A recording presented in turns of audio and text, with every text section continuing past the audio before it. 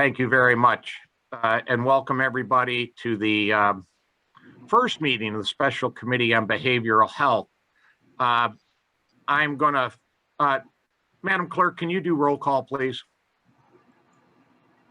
Each member is acknowledging that they are attending the meeting via Zoom and that they are located in Wayne County, Michigan, unless otherwise stated when I call your name. Commissioner Scott? Present. Commissioner Kinlock?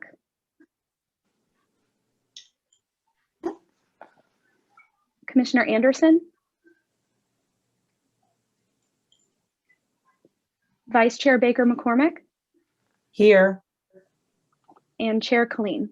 Present. And I also want to recognize the Commissioner Dobb has joined us for this discussion. Madam Clerk, I'm going to go past item B, Chairman's remarks for now. I will pick those up a little later in the meeting, but we have two executive directors with us today. Robert Sheehan, who's the executive director of the Michigan Association of Community Mental Health Boards. And I believe, Mr. Sheehan, we're going to put you up first here, and I believe you're going to tell us you've been doing that job for 20 or 25 years or so. We also have with us the interim director of the Detroit Wayne Integrated Health Network, aka the Mental Health Authority. And I will note for the record that a member of this committee, Commissioner Kinlock, is a board member over at Detroit Wayne Integrated Health. So I want to allow those two folks to go first and have a discussion, and then we'll take care of some committee business later. So item C1, please, Madam Clerk. We're moving to item C1 under new business, discussion with Bob Sheehan, Executive Director of Michigan Association of Community Health Boards, and Eric Doa, Interim CEO of Detroit Wayne Integrated Health Network, on mental health bills in Lansing. Thank you very much. And there's been an effort in Lansing for a number of years now, 6 or 7, to redo how mental health is being funded in this state. And this year is no exception in Lansing. So Mr. Sheehan, if you would, welcome. And I understand you have a couple of documents that you want to share as we go through what the heck is going on in Lansing with funding for mental health in this state. Mr. Sheehan? Yeah, thank you, sir. Thanks for having me, by the way. We're very pleased. Wayne County is one of our crown jewels, and Eric's shop and Brooks' shop is one of our key members. If you could let me share my screen, I could bring up those documents. There we go. Boy, are you guys good or what? Let me. Well, they're coming. There we go. Here we go. All right, we can all see it now. Great, thanks. Tim, would it be good if I laid some context before I talk about the two sets of bills that are out there? Absolutely, sir. Yeah, a little of the background here. Sure. And you have been the executive director for some 20, 25 years, sir? Actually, I've been the CEO of this association just for 6, but I was a CMH director for nearly 20 before that. So I've been in the system. And that's a community health, mental health, yes, to the Detroit Wayne. So you've been in this business a long time. A long time, since I was in high school, Tim. All right, your floor, Mr. Sheehan. Thank you for being here today. Thank you very much. I appreciate this. For folks who may not know, our association represents the 46 CMHs in Michigan, including Detroit Wayne Integrated Health Network. We also represent the 10 public health plans, which we call PIHPs, of which Detroit Wayne is also one of those as well.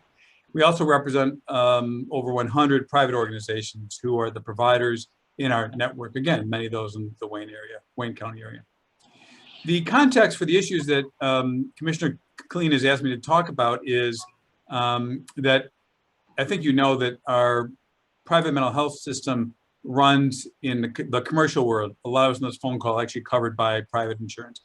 However, the public one is run by the public mental health system, which is mostly Medicaid funded, 95% Medicaid funded.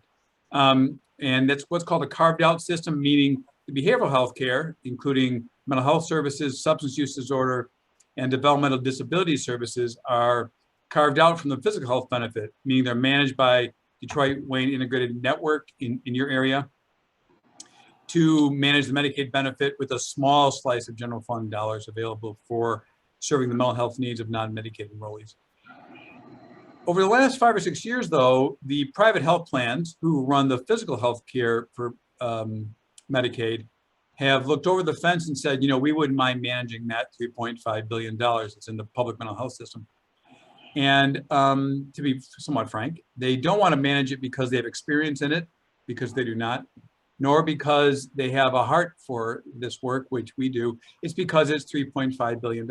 And if you walk away with even a small percentage of that in profit, it's a sizable amount of money. So we've been fighting back those efforts. You probably have heard the first effort was called Section 298, proposed by the Snyder administration early in 2017. Was that a question, Brooke, from someone? Okay. No. Okay. Early in 2017, there's a proposal to move all the money into the private health plans hands, and then they would then manage those dollars. Our association, along with your help and advocates across the state, fought that back. The year after that, there was the same proposal. This came out of the Senate, and there was an agreement to talk about a pilot. That discussion went on for a couple of years, resulting in no pilot. And now we're seeing it again. And there are two proposals that are somewhat different. So let me talk, if I could, Tim, about Senator Shirkey's bills first, if that's okay, and then Representative Whiteford. Your thing, baby. Okay. And then Eric, feel free to either jump in now or at the end. Don't let me say something that folks may not be familiar with without jumping in, if that's okay, Eric. That's fair. Okay, good. The Senator Shirkey, who I think you know is the majority leader in the Senate, has proposed that there'd be a total carve-in of the public mental health system into the private healthcare managed Medicaid benefit, starting, well, in the next several years. It's exactly almost to the letter of what Section 298 would have done. The difference here is not in boilerplate, meaning the narrative part of the state budget, which is what boilerplate means, which is what 298 was. It's actually a change in several acts. The two major ones are the mental health code, which is the part of state law in Michigan that dictates how the public mental health system works. And it also changes the Social Welfare Act, which outlines the role that the prepaid health plans, which is what Detroit Wayne Integrated Health Network is, how those operate. In essence, and in a minute, I'll talk about my analysis here. It actually moves all the dollars to the private healthcare system. Can you still see the document, Tim? Is still show up? Yes. Okay, good. It moves all the money to the private healthcare system out of the hands of DWIN and others, and is managed by the private health plans. Our concerns are outlined here, and I'll make this bigger if I can. Did it get bigger for you? Is that better? Not yet. Okay, I'm going to stop sharing and get it big again if I can. Yeah, there's usually a little delay. Yep, exactly. How about now? Is the print bigger? Yes. Ooh, yeah. Good. Concern one is it privatizes the Medicaid healthcare system by giving that money to the private health plans. That's a sizable concern in that it private health plans, I think you know, do not have to abide with FOIA. So any requests you might have for information not only doesn't have to be complied with, it's not complied with.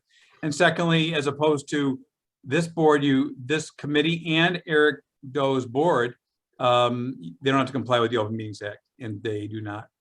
Secondly, it breaks up the public CMH system. Currently, the DWIN board uses its role as a CMH to contract with providers in the community. In other parts of the state, first of all, in the Wayne County area, if a private health plan took over, they would not have to contract with Detroit Wayne for anything more than $1. The Shirkey bills calls for a requirement there be a contract with the local CMH, which is what DWIN is.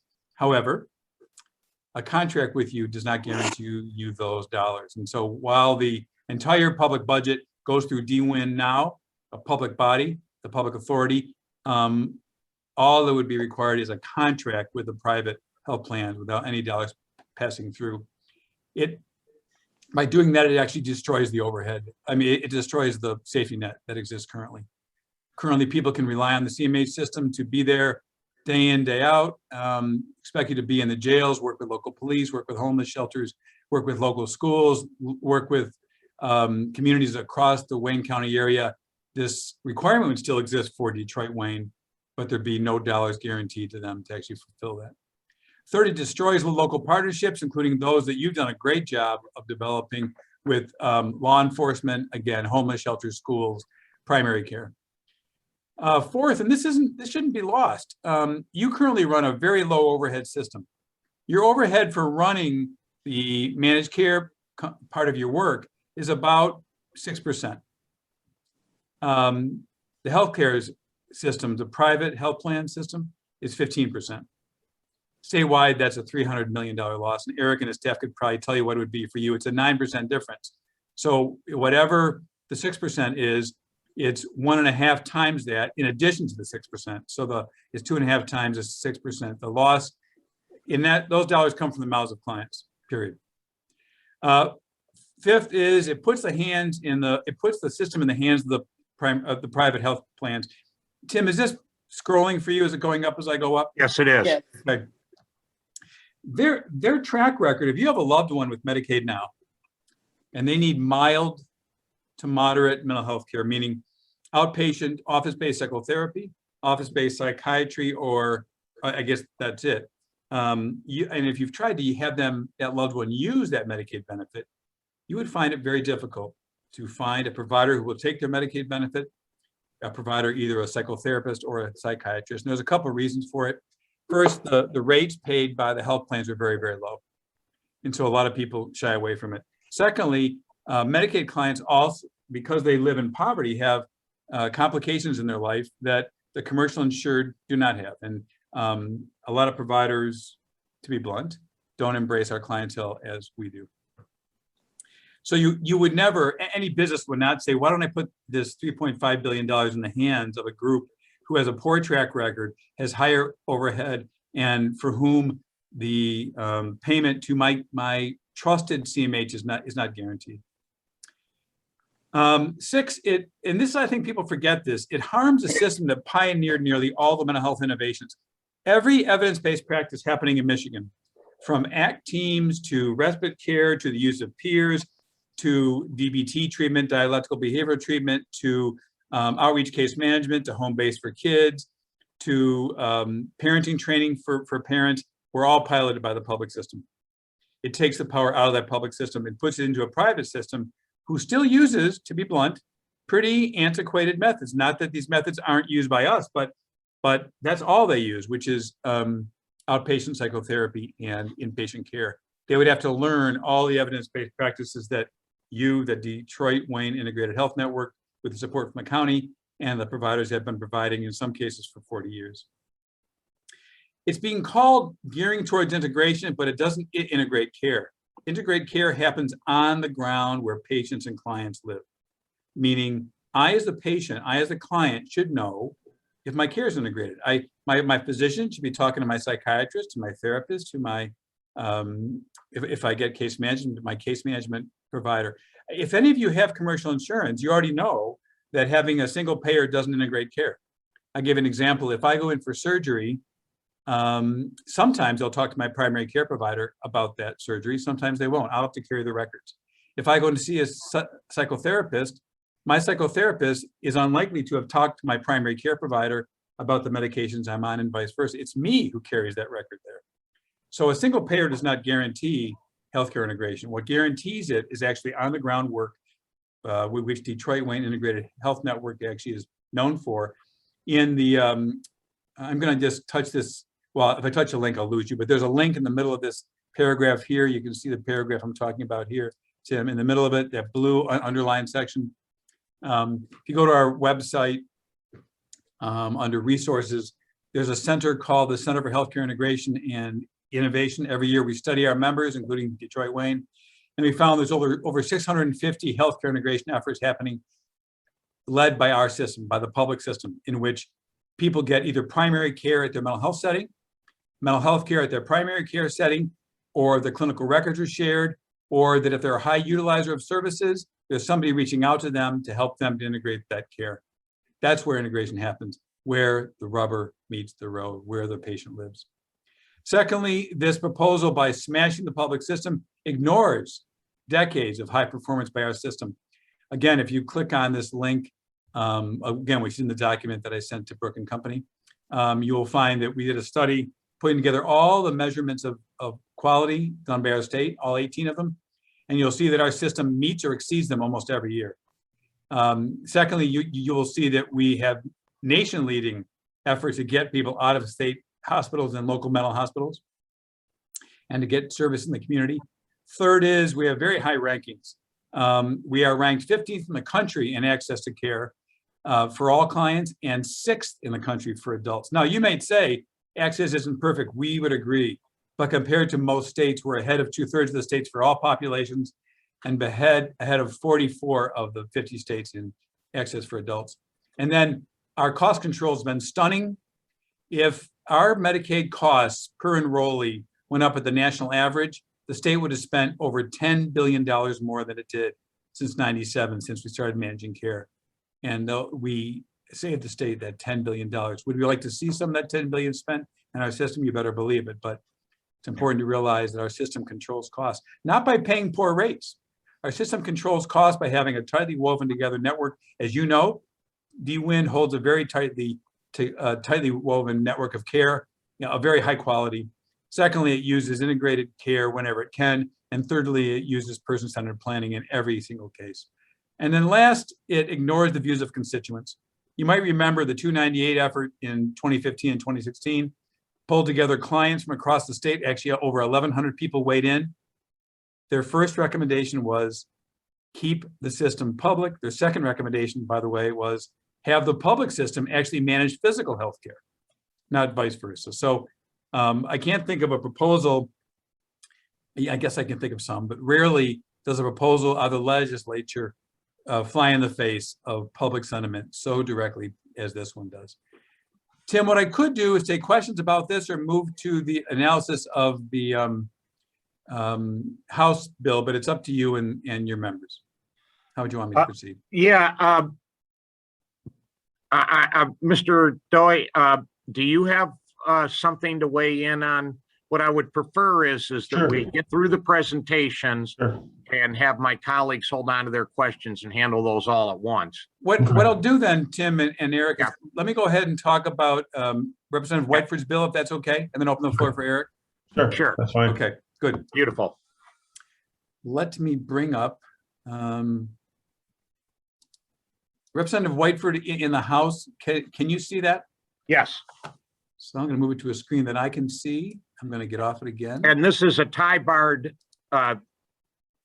these bills are tie barred, right, Mr. Sheehan? They are not actually. There are Oh. there are two tie barred bills in the Senate tie barred to each other that fulfill the Shirky proposal. And in Whiteford's case, she has 5 tie barred bills in the House. House, okay. So the numbers at the top are tie barred to each other. You should know they're tie barred only because they change different parts of different laws, but they're all tied to a single proposal. Shirky has one proposal, which is a total carve-in.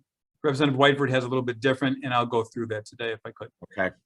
So let me just give you a summary of it, and I'll tell you what our critique is. The summary is, rather than carving it into the private healthcare system, it would have the state hire a private insurance company to manage the benefit. Actually, similarly to how General Motors hires the Blues to manage its benefit.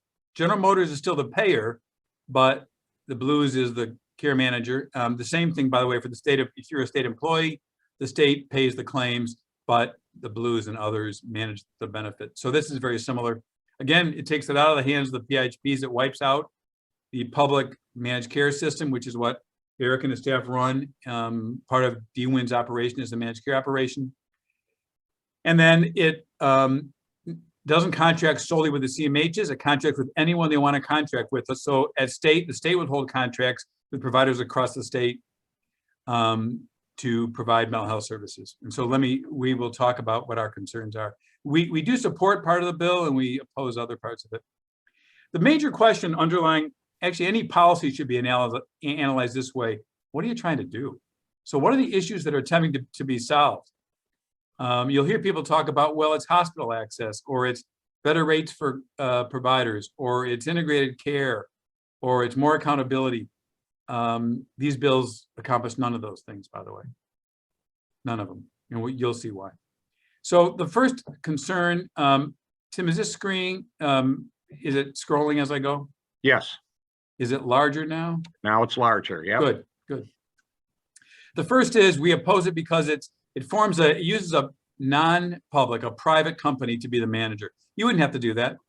We're recommending that if they're going to go with a single ASO, if they want to use that, and there could be a purpose for an ASO, not to replace the PHPs, but to supplement them. It's important that it be public. And the reason for that is you want to have full disclosure. You want transparency. Currently, as I said before, if you as county commissioners or as citizens want to know something about Eric's operation, you can FOIA him, and it's open to the public. They have to comply with FOIA. You can also attend their meetings. You can attend this meeting as a county. That wouldn't be true with the ASO. The ASO could hold its own board meetings, its own operations meetings in secret, and it wouldn't have to comply with the Open Meetings Act because they're a private corporation, and they wouldn't comply with FOIA. We also are concerned it allows the ASO to provide direct services. That isn't true now with insurance companies. It doesn't have public governance, and it's not bound by the mental health code. All the things that make Michigan's system so powerful would be gone. It eliminates the CMH, the PHP structure. The concern we raised there, I think some of these are the same as before, that the overhead of the private insurance companies is higher than what it is for Eric's. Secondly, the state could actually, if it's concerned about overregulation, it could get rid of some of the regulations it has now.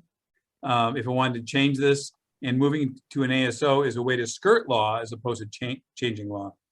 I should also point out that the PHPs are a locally driven system.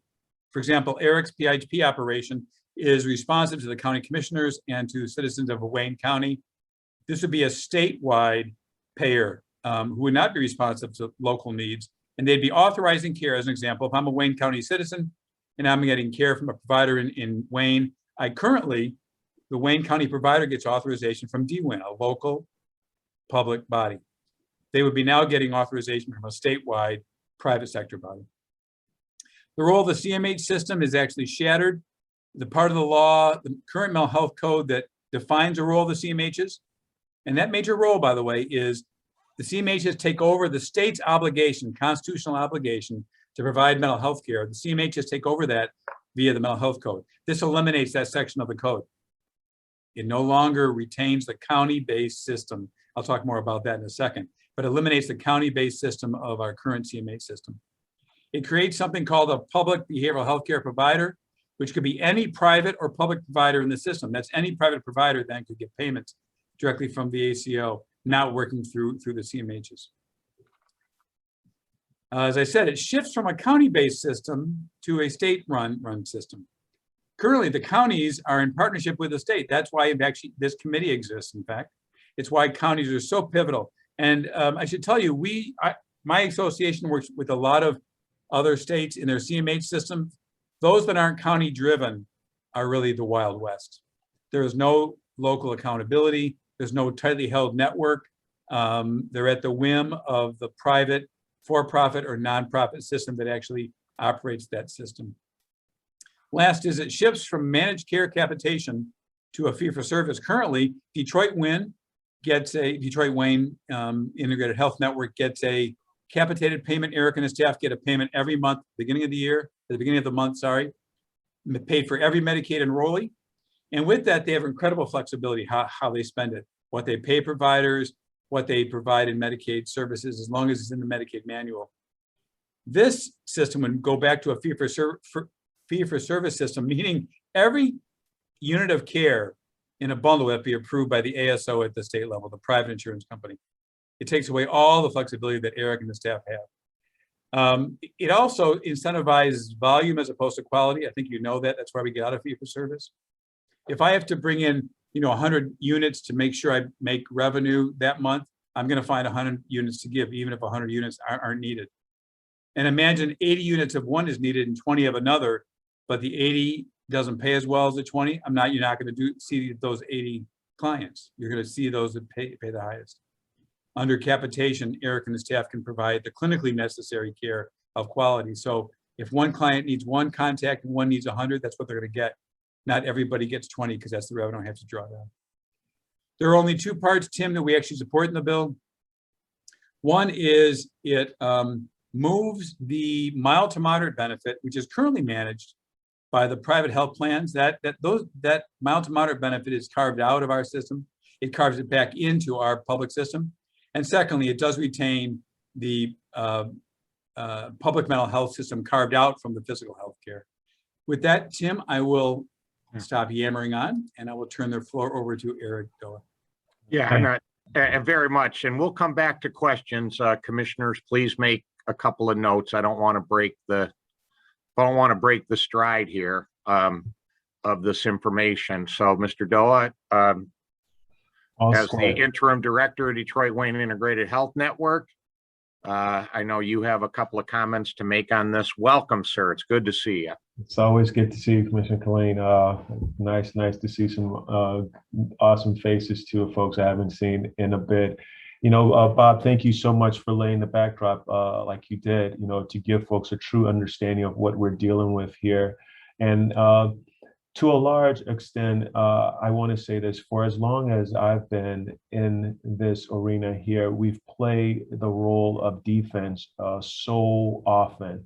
And I think as I look at whether the plan is coming from Majority Leader Shirkey on the Senate side or Representative Wyford, you are talking about folks who are not experts, who are making decisions here that affects the lives of people. Look, it's one thing when you're making widgets and, you know, you can decide that you're going to, you know, chip away here and take a certain parts here. When you're talking about the lives of folks and vulnerable folks as well, everything changes because you're talking about a service delivery that affects each and every day, you know, folks go about their business. One of the things that I want to make very clear is that at Detroit Wayne, we provide services to over 75,000 folks. 15,000 alone are kids. And when I'm talking about kids, I'm talking about from birth until you are, you know, well into those awesome years. I mean, that's how, you know, we do here at Detroit Wayne. For seniors, we provide services for over 10,000 seniors. That's significant there. Social determinant factors. Your health plans are not going to wonder, or let alone care about whether you have a roof above your head, you've had something to eat, you know, whether from an economic standpoint, you know, you are doing well, whether you have transportation to get to that appointment. These are all things that the community mental health setting, we not only do we welcome these responsibilities, we take on these challenges by forming partnerships and doing it ourselves as well. You know, one of the things that happened here at Detroit Wayne, when we reduced or took away an administrative layer that was called the MCPNs, we brought in all of this book of business. And in doing so, we didn't break the system. 75,000 folks continue to be served, 300 plus providers continue to be paid, and we made it work. Another thing that we did was that we looked and saw that we had a vendor whom, when folks needed services, that we called into that vendor for them to then get in touch with one of our providers to then get served or have services provided. We brought in that service by deciding to eliminate that vendor. So now we have a call center that's embedded here at DWIN, where on a 24/7 basis, we take those calls and you have a tripod relationship now. Detroit Wayne gets the calls from the potential member or member who may be in crisis.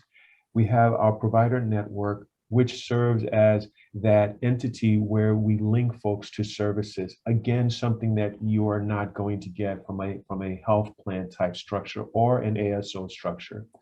You know, when we look at this, we are not so caught up in the work that we do to tend to think that we can't make some improvements. So let me be clear and talk about what I mean by playing offense instead of playing the defensive role so often.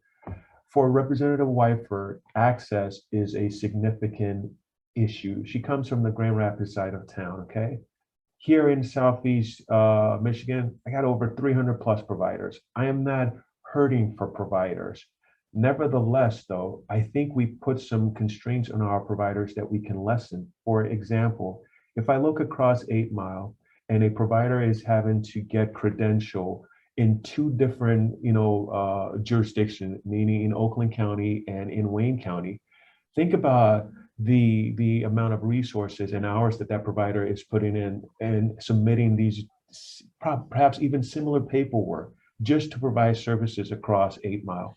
Why not get universal credentialing so that whether a provider is on the other side of 8 Mile or wants to provide services up north, that they can do so? That's a business arrangement that you have to set up there. You can also incentivize providers as well to expand their business. That's what you can do.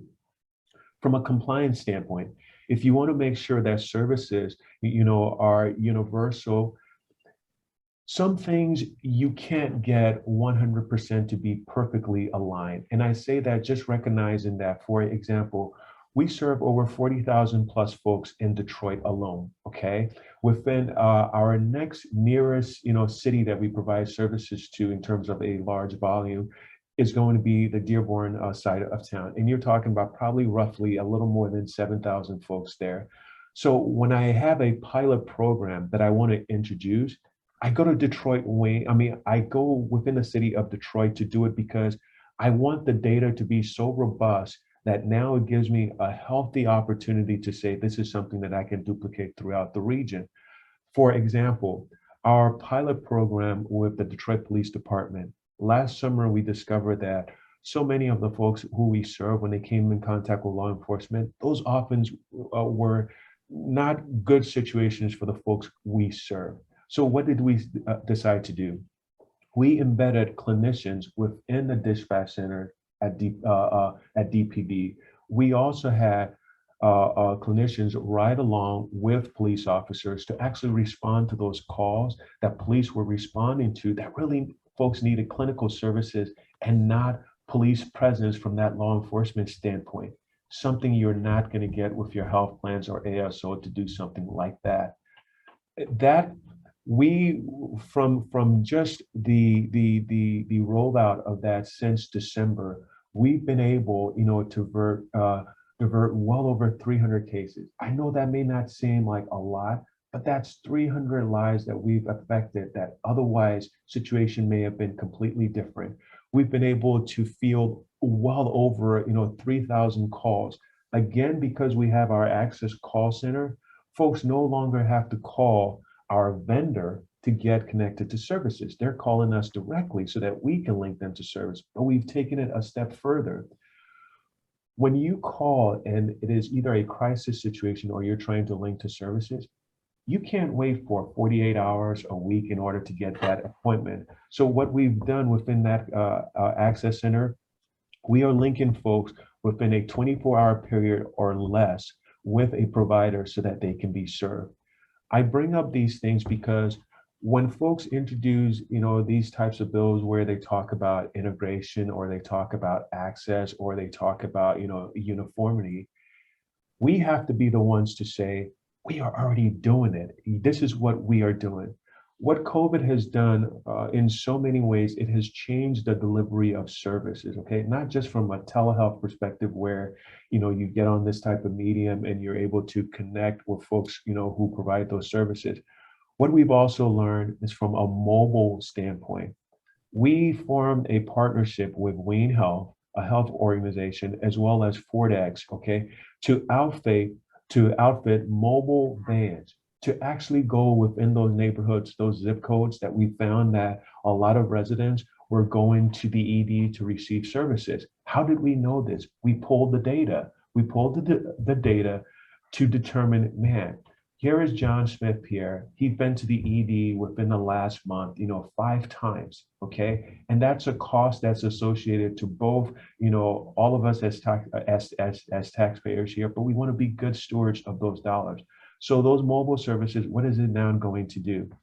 Instead of John Smith having to go to the ED to receive services, and many times they're not emergent services, we can bring that mobile service right into his neighborhood. So now you have, not only the behavioral health assessment that will be done there, but also physical health well-being that will also be provided. That's a big deal. These are things that we are doing right now. But what this bill, if we're talking about the Whiteford's bill here, and Bob was being very, I should say, genteel in his language in terms of pushing aside the PIHP. It calls for the total elimination of that, and it is important not only because we are that entity that we are now in terms of managing the delivery of those services, but we are also that entity that has the contract with the department and with the state. So you're talking about the dollars being controlled by someone else. And folks, I'm not saying that Detroit Wayne wants to control the dollars because we can build coffers and put those monies within there. No, anything that we save, it's reinvested in the system. With a health plan or any other entity coming into this, they have shareholders in which they have to be responsible for, dividends to pay. So all of that is going to contract the amount of services that can be provided. They're going to control utilization. So all of that, again, is going to constrict the service delivery there. This ASO structure here, think about it. Whatever you may think of the PIHP system or structure, there are 10 of us that are situated throughout the state. Replacing all 10 with one. Just imagine this. If I have an issue with one provider, I bring into a meeting our contracts department, our legal department, our compliance department, our quality department, my IT department, just for us to make a decision about what's going to happen to that provider. An ASO that may be situated in any place in Michigan, how is that one entity going to deal with all of those issues that arise every day? Because they just do. This is a business as well. So, when you think about the delivery of services, the quality of the service, the compliance standpoint, these are all things that is going to be controlled by this ASO. And to do it for 3%, that's what they are putting up. That is a dubious notion to think that that's even possible. Think about it. For us as DWIN, our administrative cost is right around 6%. That is unheard of, truly. That means that most of every dollar that we get here goes towards services. You're not going to get that with the ASOs and health plans because remember, they're not in the business of just simply providing the service. In fact, that's not what they're in the business for. They want to make sure that they're able to garner the most savings so that they are able to distribute those to shareholders and the business at the end of the day. I don't begrudge people for doing good business. So I want to be perfectly clear that I don't begrudge folks for doing good business. But when it comes to serving people, you got to put people first. And so when we look to, bring about some innovative ideas, Bob, often talks about this. Let's talk about behavioral health homes, where we're actually linking physical health services and behavioral health services to the one individual where we are responsible for serving that one person. Let's talk about opioid health homes, where we're looking at substance use disorder, challenges, as well as, looking for those physical health challenges, bridging the gap there and serving that one individual. Let's talk about CCBHCs. Those are your certified community, certified community behavioral health clinics that are again another structure that builds upon integration. Integration doesn't have to happen in this grand scheme that is being created here by Representative Whiteford as well as Senator Shirkey. But I tell you this, commissioners, before I close this, is that if we don't put forth an idea and we continue to rely upon folks who are not experts in the field, there's a reason why when you have a toothache or that you have a situation coming on there where there's a cavity, You seek out a dentist and you don't seek out a plumber. Believe me, a plumber can do some wonderful things, but isn't going to do awesome things when it comes to, that tooth that it may be infected. So we have to put ourselves in a position where we are not only at the table, but we are driving the discussion and we're leading it with innovation, but we're also recognizing that there are places that we can combine. There are places where we can share ideas. And Commissioner Colleen, I know I talked about, such things as universal credentialing,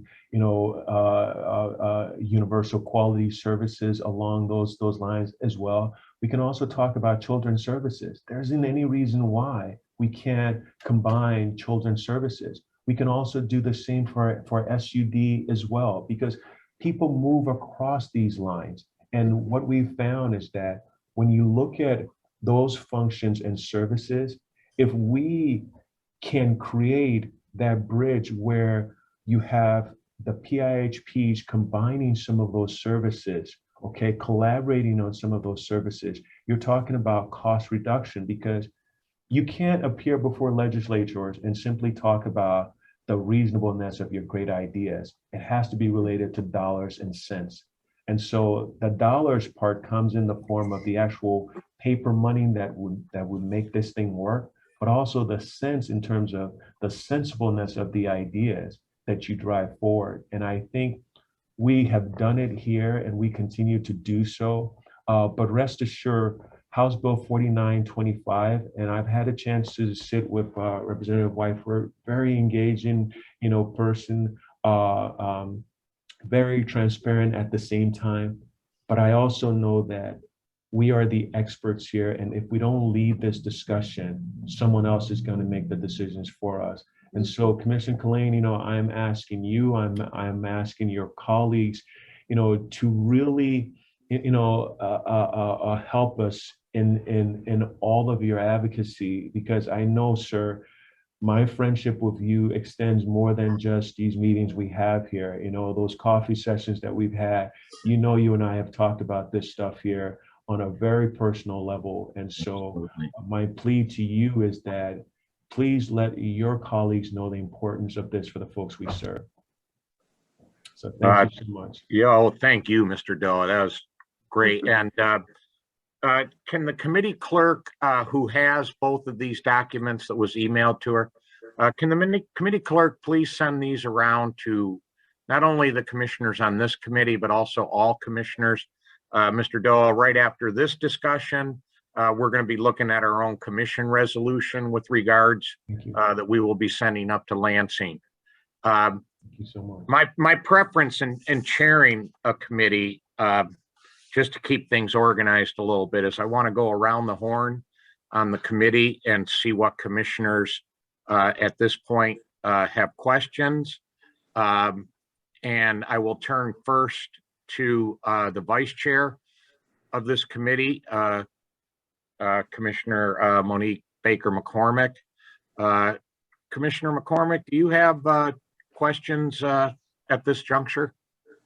No, I don't really have any questions. I just want to thank the panelists today for the valuable information and the report. Thank you. All right, thank you. Commissioner Scott, you have questions of our guests today? Well, I'd like to thank you so much, Commissioner Colleen, and thank you for having these two individuals here today. This is so important that we cannot allow these businesses to run these health organizations like this. So I just want to know, well, I understand you said we're going to do a resolution, and I'm glad of that. But what as we individuals can do that's on commission? Hey, Bob, I was in Lansing, and I know how they deal with these businesses, and it's all for a profit, It's not about taking care of these people. And certainly down here in Southeast Michigan, we certainly need this. I'm sure all over the state, but we really do need one of your staff people come to an organization in Hamtramck and I just know the good work that you all are doing. And we've been dealing with this opiates and all of that. So thank you for being here. Whatever us individually or collectively can do, I would certainly be a part of it. Thank you so much. And look, you all garner such influence in so many ways, not only in your direct communities, but also across Lansing as well. So whether, you're talking about those letters and phone calls and, personal sit downs that you have with legislators, please, put forth the importance of keeping this within, the public sphere for so many reasons, as outlined by Bob, outlined by myself here, the information that we've presented. When you put people first, I firmly believe, and maybe this is just the childhood thing, from folks who are much wiser than I through the years, but when you put people first, you can never go wrong. And I will bet on people every time because I do believe that when you change the lives of folks, it not only improves their lives, but it improves yours. And I know, having a 6-year-old daughter, I often say, hey, there's a reason why that I want you and your, classmates to be just awesome people, because when I'm old, gray, and decrepit, I don't know which one of you may be, coming to me, bringing me a glass of water. So I'm always glad when the opportunity presents itself, to make sure that we can reach back, but Bob, I mean, this is more, your style. So perhaps you have some better gauge there than I do. Well, the question was a great one, and that what can we do as individuals? When these issues come out, we issue action alerts. You may have gotten one from us. If not, Commissioner Killeen, if you can send me the email list of those on this group, we can make sure we add you to that list. What it called, the action alerts, an electronic system. It comes to you in an email, and it says, if you have the same concerns we do, you can literally, with a couple of keystrokes, write your House or Senate member or the governor. It actually tells you how to do that. Actually, it actually links you to them automatically. It knows your address and zip code. You can also then change the language we send you to say it in your own words. But we ask you to do that. We did it when Shirky's bill first came out, and in 2 days, it generated 1,100 emails to House and Senate members and the governor. So it's that kind of a leveraging. So if you'd like to be on that action alert system, Commissioner Killeen, if you wouldn't mind, if you could ask your staff to send, as long as people are okay with this, to send us the email list, and we will add that to our action alert list. Oh, That would thank you so much. That would be great. And Yes. Clerk Kangura, if you could share with Mr. Sheehan the email list for not only commissioners, but also for commission staff, Yes. because we will have staff members that are interested. So Ms. Kangura, you can share that with Mr. Sheehan. Will So, do. and if I may just add to Commissioner Killeen, we are looking to host a number of legislators here on both sides of the aisle. And, it's great for Detroit Wayne to carry that mantle, but it would be nice for someone to help us out too. So to the commissioners, if you all would be interested in hosting something like this with us, I think it would really show the unity of this region and Wayne County in terms of this issue here, because make no mistake, our budget is about $1 billion when it comes to behavioral health. And you heard Bob talk about a budget of $3.some billion. So imagine the type of influence that Detroit Wayne has. And when you look at the population that we also serve, we serve, pretty close to about a third there, combined with Oakland. You're talking about significant numbers of persons there. So, Commissioner Killeen, I know that Brooke will get in touch with you, but that hosting there would be so significant for us to make sure that we highlight this, not only from a regional standpoint, but also from a state standpoint too. And that's over the next, I'm sorry, Brooke, go ahead. Go ahead, Brooke. Commissioner Killeen, Eric is absolutely correct. Yeah. And Commissioner Scott, I know that I call you all the time when I need something, Yes. but it's all about relationships, and all commissioners, you guys all have relationships that go back years, and being able to reach out to those individuals, who have those relationships, who know those individuals. A lot of the meetings that we've been having with representatives over these last several weeks, a lot of them aren't very familiar with community mental health and so many of the things, the facets that come along with behavioral health care. So for any legislator to make a decision, an uninformed decision about behavioral health care that could impact hundreds of thousands of people is just irresponsible. So we owe it to ourselves to make sure that an informed decision is made, because like Eric said, I mean, we have about $1 billion that's at stake here. So we definitely, I mean, they're about to be breaking for the summer here in about another week and a half. Robert, if I stand corrected, about a week and a half, they're going to be breaking for the summer. Everyone will be back in their home districts. So that's the time where we all need to pull together and get to work. All right.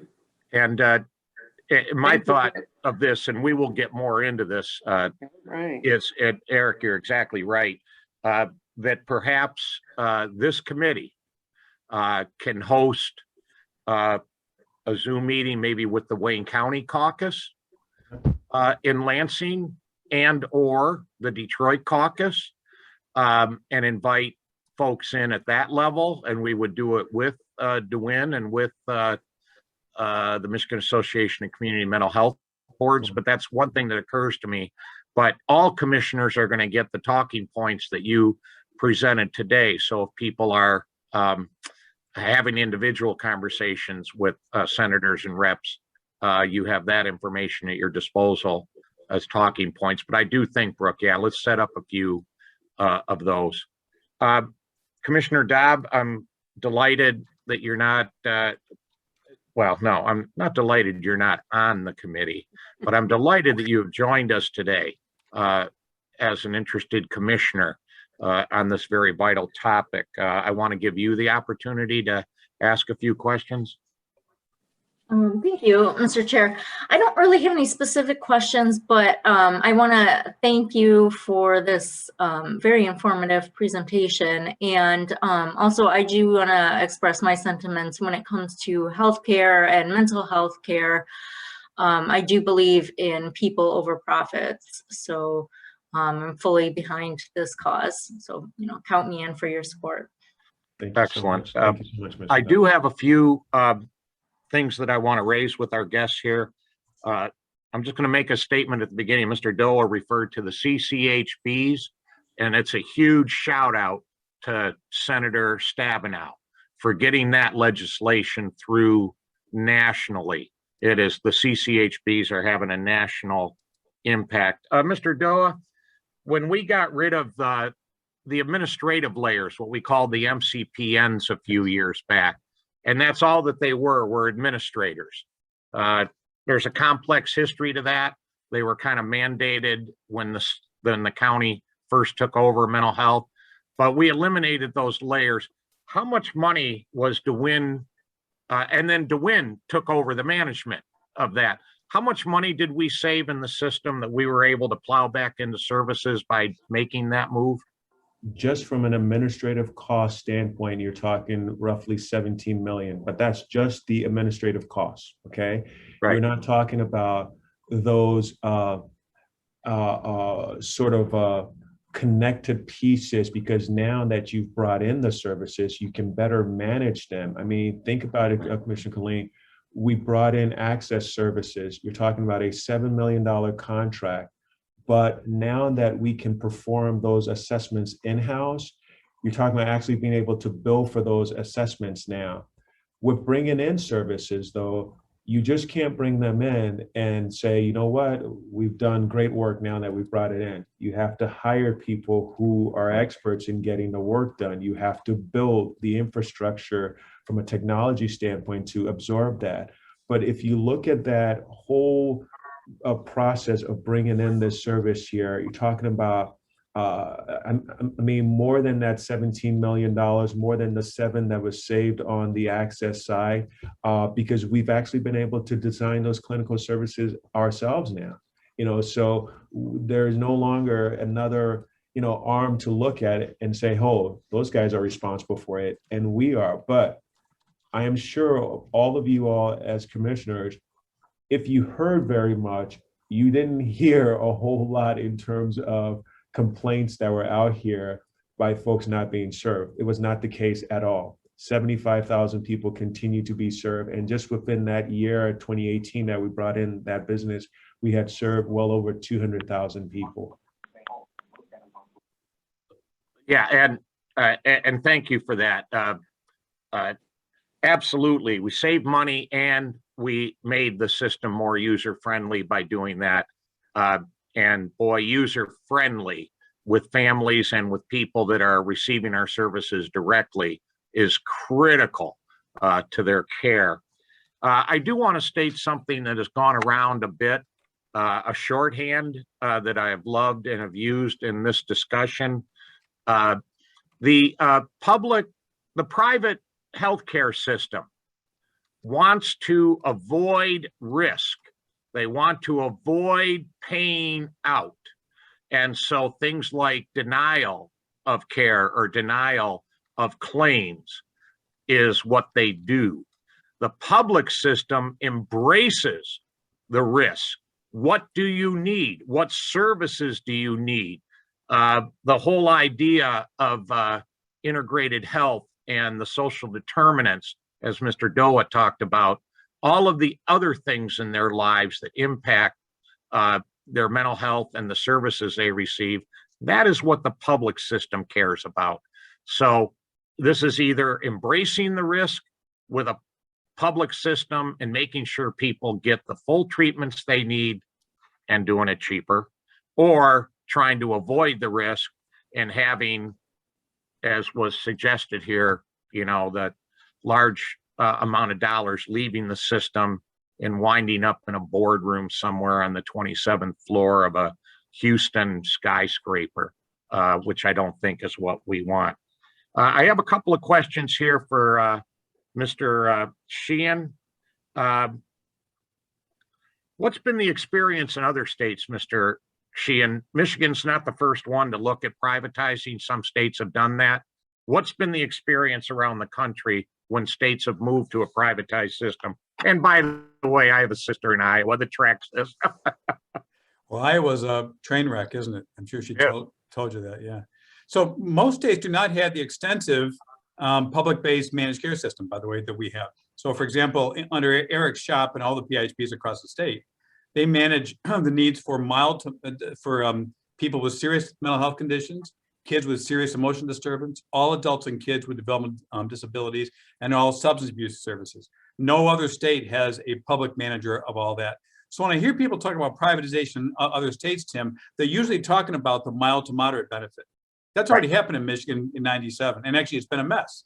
I mean, if you, as I said, if you or a loved one has a Medicaid card and you try to get into a psychotherapist or a psychiatrist anywhere in the state, best of luck to you. You'll be on a waiting list. It's poorly managed. The proposals of Whiteford and Shirkey go all the way. They take the entire system and move it to a private system. So you're taking all those highly vulnerable people, not the experiments. And where any of that has happened in any state, it's gone poorly. Because to be blunt, people forget this. Insurance companies are not in the healthcare business, right? They're in the insurance business. So their profit is made, people forget this, their profit's made by the premiums that are not spent in healthcare. In fact, the term in healthcare, which I think is, I mean, if this doesn't tell you everything, it's called the medical loss ratio, medical loss. Right. Meaning the amount I spent on services is called a loss. Well, to a taxpayer, the amount spent on services is what they think they're paying their taxes for to get that service. And yet to the shareholder of an insurance company, health insurance company, life insurance company, any insurance company, but health insurance is what we're talking about, their profit is what they don't spend on care. So the incentives to provide care needed, as you said, are counterintuitive. And so because of that, states who've gone this way have those insurance companies walk away with a lot of money, and it comes out of the mouths of clients. They've gone very poorly. And in the middle, though, what happens is providers go out of their way to retain good services for clients. So the provider network gets smaller and more brittle until finally it breaks. 2 or 3 years in, what was hidden was the damage to clients, because the providers, like DWIN and its providers, are shielding clients from damages by cutting wages, by cutting providers, by beefing up caseloads, right? You have to do that to save a client's recovery, but that finally collapses. Yeah, it's, yeah, oh my goodness. The other thing I would like, Mr. Sheehan, if you would talk about for a minute, we referenced, or Mr. Doa referenced, he referred to them as EDs, the emergency departments out here in the, well, before I say this, just for the background and the lingo here, what we're talking about in the public system here are people that have clinical diagnoses, the severely emotionally disturbed. That is what the public system is serving, as well as those with substance use disorder, which there was a change in the state law a few years ago that put that here too. So we absolutely have the most vulnerable folks and for integrated health. So that's the system we're talking about. If you're classified mild to moderate, yes, you're at the tender mercies of some health plan to try to get services. But Mr. Sheehan, would you talk about why, well, I'm going to front load the question, I guess, why the emergency room is not the place for people with mental health issues to show up. And if you would like to, in your discussion of that answer, talk about the availability of mental health beds in our hospital systems and what's happening there. So if someone does show up at the emergency room and they need admission because of a mental health issue, are there any beds for them? Right. So let me start. You're right. I'm glad you framed it that way, Tim. If you go to the emergency room, you're going there because you don't know where else to go. If you have a mental health need, there are going to be springing up crisis units all over the state. In fact, Wayne County's run one for years, or one of his vendors have. But just recently, there was approved in law something called the CSU, a crisis stabilization unit, which allows someone to be treated for 72 hours before they're either sent to the hospital or are treated and go home. Now, often you want it to happen within hours, but sometimes people realize I don't need a hospital stay. I just need someplace safe where they can change my medications, talk me through it, and get me in case management the following day. Well, that's what these centers would be able to do. There are some people that do belong in emergency departments. If I have a comorbid condition, if I have a mental health condition, but I'm having a heart attack, or I got a broken limb, or maybe my blood sugar is out of control, in emergency departments where you belong, because then they can give you full treatment. But most EDs aren't set up very well for mental health care. They say, holy smokes, I know how to treat bodily injury, but the mental health stuff has kind of got me. So then they try to make a referral very quickly to an inpatient psychiatric unit. That's the next part of your question. It's very hard to get into an inpatient psychiatric bed. Now, it's not hard to get in if you're just depressed or anxious, by the way, because you lie in bed, right? The clients for whom it's hard to find a bed are those who are behaviorally acting out or agitated, get brought in by police or by worried loved ones, and or the hospital knows them as being hard to control. Now, I remind people they are psychiatric units. They should know how to control people, but I think we need greater staff training, and we need physical plan changes, Tim, that allows everybody to have a private room. The example I give, which told us to it by a hospital staffer, who said, if I'm running a 4-bed ward, meaning all in the same room, and somebody who's violent or behaviorally acting out, I now have a 1-bed ward, right? I can't put anybody else in there. All 3 beds are gone, except for the one the patient's in. So we need hospitals to retrofit, to go to single inpatient rooms, single person rooms, and we need to train the staff to deal with those kind of behaviors. If we could do that, beds would open up. There are enough beds. The problem is what's called the milieu, the clinical mix of clients' needs is not appropriate, at least in the hospital's eyes. So they don't open up beds that could be used that way. I think we need to have state interaction financially and from a licensing standpoint to work with hospitals to open up those beds. Absolutely. And there's a lot more to that discussion, but we'll leave it there for now. Tim, it's funny. I have to actually leave this meeting to go to, you're going to crack up at this, the inpatient bed access committee the state's putting together to open some of those beds. So if I could take any final questions and head to that group to join them in that. Excellent. If there are any final questions, I don't want to. Yeah, I know. That's what I was going to get to here now, because if you gentlemen want to hang around for our discussion of the resolution that we have generated, you're more than welcome to. But I wanted to see if any member of the committee or any commissioner that's attending here has any additional questions before we thank you for your time. Any additional questions from commissioners? Okay, then. So I really appreciate it. It was hard to schedule. You got a couple of executive directors and everybody's got busy schedules. And we were able to do this. And I want to thank you gentlemen so much for joining us on this critical issue. I want to thank you. Thank you for your Yes, time. We don't thank get a you. chance to talk to Absolutely. people who actually want to hear this stuff very much, do we, Absolutely. Eric? Well, I tell you. And I mean, look, Tim, you know when you ring my phone, there isn't much that you have to say other than just give me the time you want me to show up. So that's not even an issue at all. Thank you for your time today. Yeah, well, We thank you greatly so. appreciate it. Yeah, thank you so much. And of course, you're free to hang around. I'm going to move the agenda to new business item 2, Madam Clerk. We're moving to item C2, consideration of a sustained behavioral health resolution. And this was, and I don't know if you can put it up on the screen, Madam Clerk, but this was mailed to you in your packet. But I would request that the clerk of the committee read the resolution into the record, and then we will discuss and see what the committee wants to do with it. Madam Clerk, would you please read it into the record? Yes. Resolution by Commissioner Killeen. Whereas the Wayne County Commission is committed to ensuring Wayne County's most vulnerable residents, including Medicaid recipients, are offered high-quality, comprehensive services to address serious mental illnesses, intellectual and developmental disabilities, and substance use disorders in the behavioral healthcare community. And whereas community-based behavioral healthcare continues to be the most effective and inclusive way for persons to receive person-centered care in the setting of their choosing. And whereas the community-based behavioral health system established by the Community Mental Health Act of 1963 may be dismantled due to proposed legislation. And whereas this proposed legislation could disrupt and destroy the community-based behavioral health system and would reshape the state's mental health system by shifting the management of care from a publicly run program to private insurance companies, thereby risking the vitality of public health providers such as Detroit Wayne Integrated Health Network.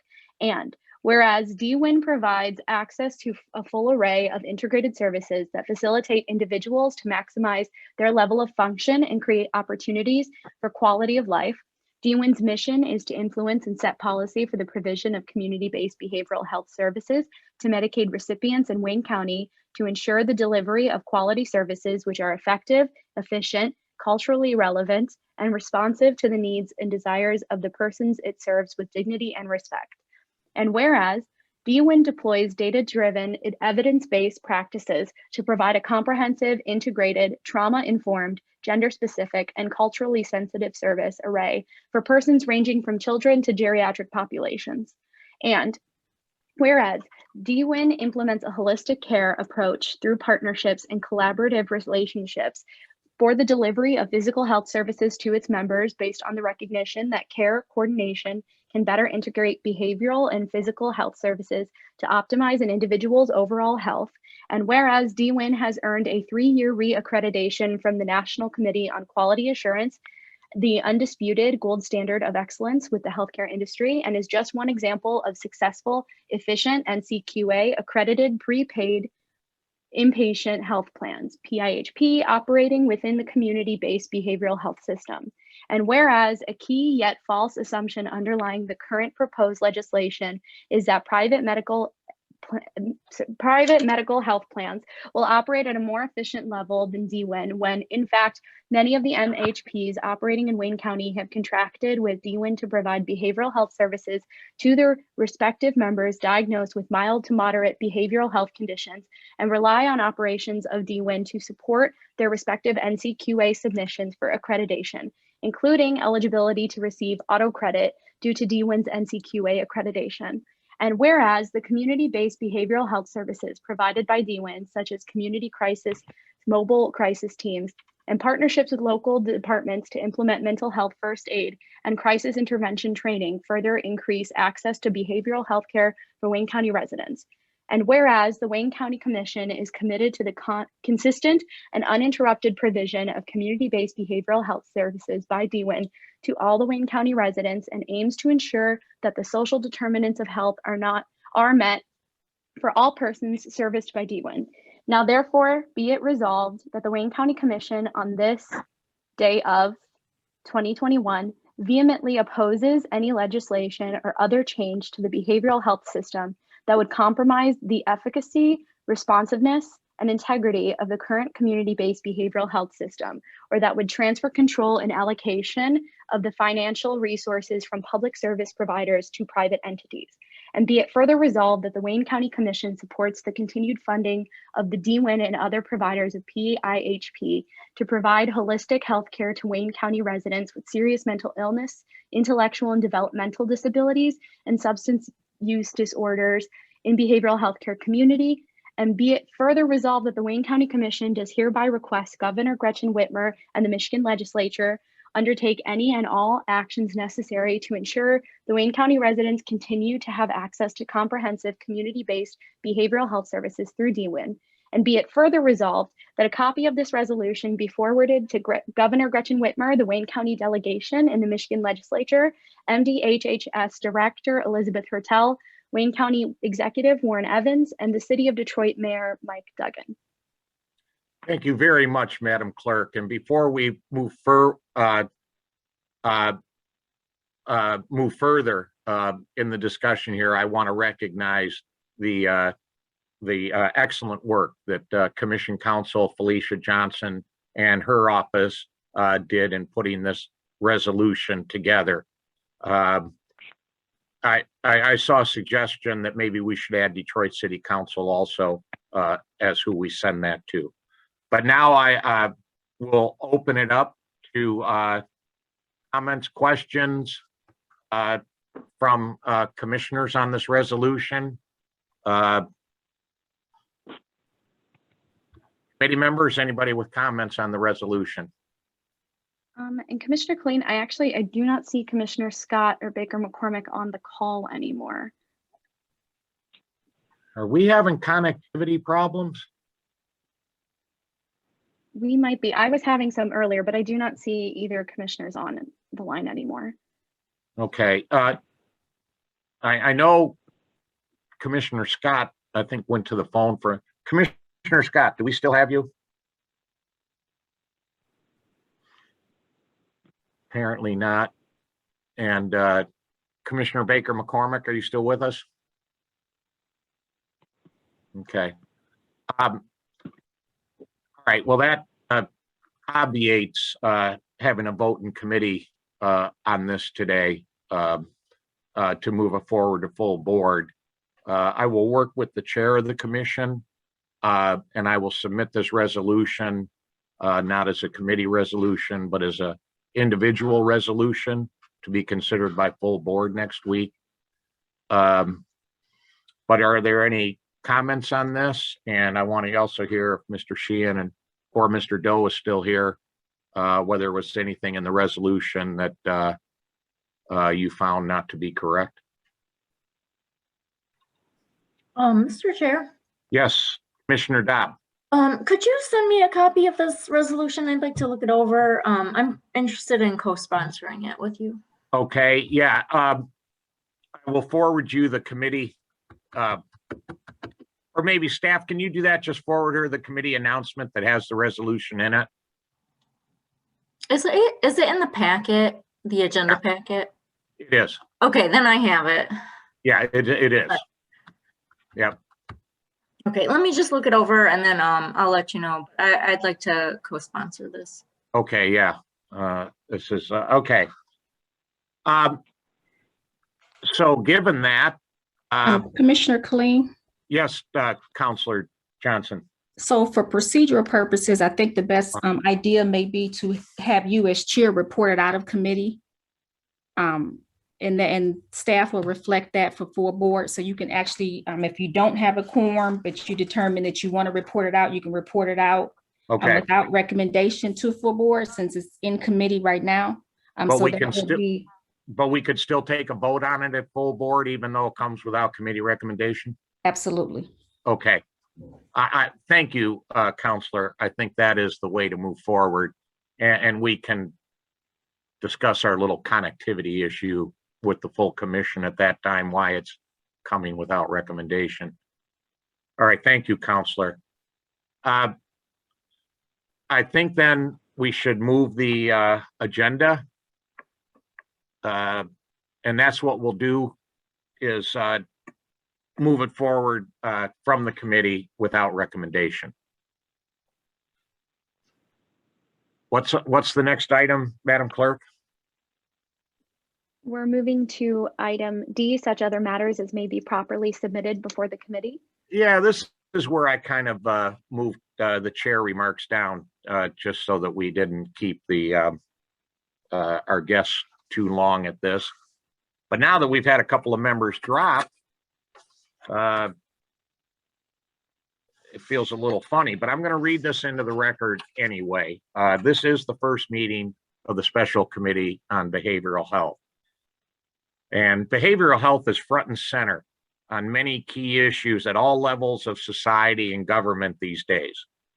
From funding our behavioral health services, as we just discussed, to criminal justice issues, both on the streets with policing as well as with our prison population, just to name a few places where behavioral health is front and center.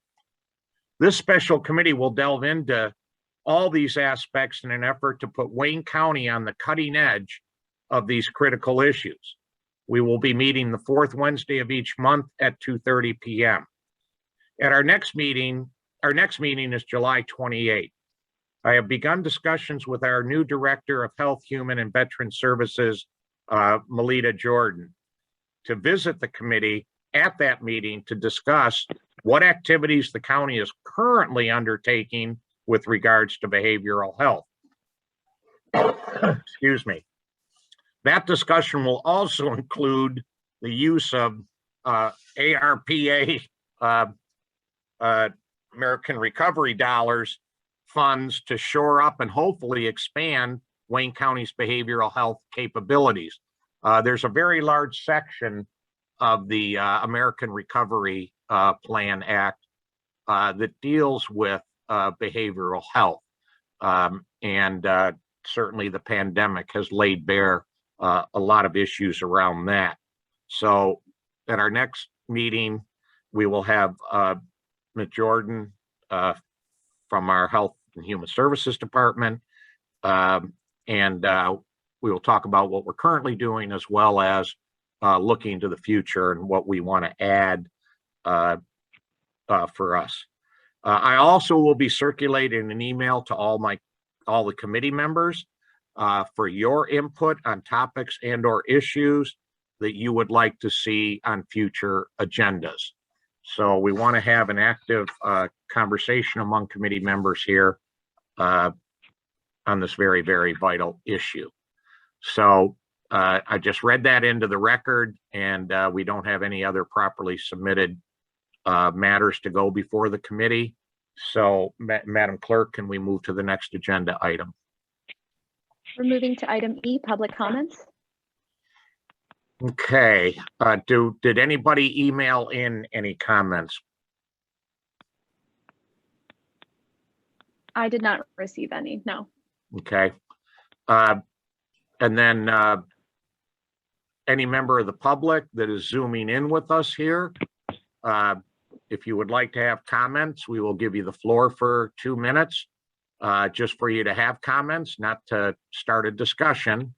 If it takes a discussion, we will take your contact information and get to you later. But for the purposes of this public meeting, you will have 2 minutes to say your piece. Madam Clerk, are people able to take themselves off mute to have their comments at this time? Yes. Okay. So any member of the public that wishes to have comments at this time, please take yourself off mute and introduce yourself for your 2 minutes. I see a 586 number that apparently is trying to say something. 0586. Are you looking to have comment?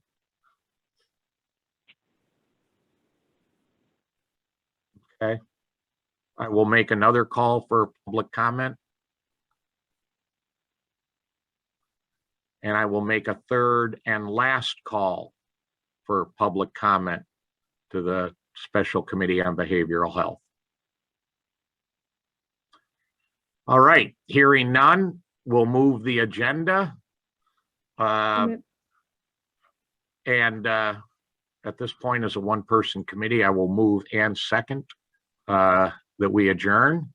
And hearing no objection from any other committee member, then we will say we are adjourned. And thank you, everyone, for joining us today on this critical issue. Okay, we are adjourned. Thank you. Thank you, everybody.